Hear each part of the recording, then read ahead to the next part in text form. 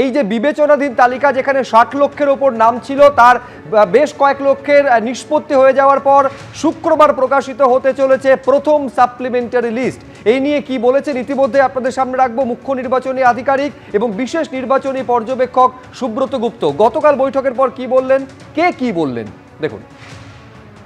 Supplementary list publication নিয়ে আলোচনা হয়েছে, আশা করা হচ্ছে যে এই সপ্তাহের মধ্যেই আমরা পাবলিশ করতে পারবো। শুক্রবার বা শনিবার, হ্যাঁ চেষ্টা চলছে, সেটাই চেষ্টা করছি।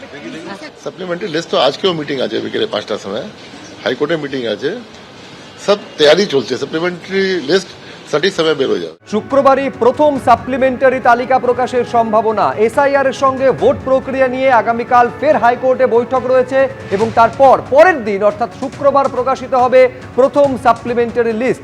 28 তারিখ প্রকাশিত হয়েছিল চূড়ান্ত ভোটার তালিকা, আর প্রথম সাপ্লিমেন্টারি লিস্ট শুক্রবার প্রকাশিত হতে চলেছে। সৌভিক মজুমদার আমাদের প্রতিনিধি আরো বিস্তারিত তথ্য এই নিয়ে বলতে পারবেন।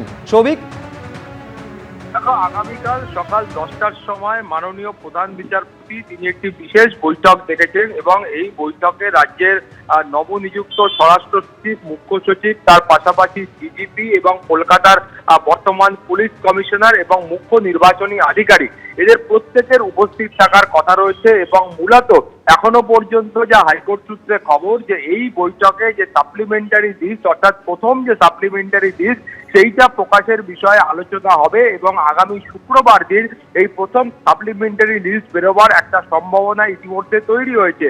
এখন তুমি জানো যে হাইকোর্ট সূত্রে খবর হলো যে আগামী শুক্রবার যে লিস্ট প্রকাশিত হতে পারে সেই লিস্টে 22 লক্ষেরও বেশি নাম থাকতে পারে। তার কারণ এখনো পর্যন্ত মাননীয় বিচারকরা যে আন্ডার অ্যাডজুডিকেশন ক্যাটাগরির যে ভোটারদের নাম ছিল সেই নিষ্পত্তির সংখ্যাটা 22 লক্ষের বেশ কিছুটা বেশি। ফলে এই তালিকা ইতিমধ্যেই প্রস্তুত হয়ে গিয়েছে। ফলে এখন এই তালিকা প্রকাশ করার ক্ষেত্রে কার্যত কোনো অসুবিধা নেই এবং সেই কারণেই শুক্রবার এই তালিকা প্রকাশ করার সম্ভাবনা রয়েছে।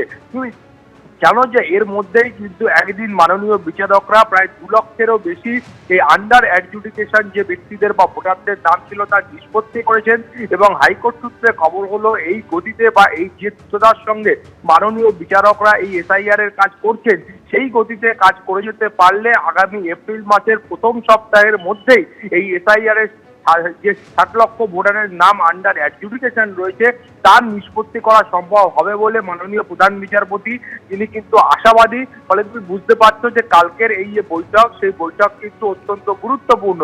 তার পাশাপাশি এই বৈঠকে আসন্ন নির্বাচন এবং এসআইআর প্রক্রিয়ায় সার্বিকভাবে নিরাপত্তার যে বিষয়টা রয়েছে সেই নিরাপত্তার বিষয়টা নিয়েও আলোচনা হবে।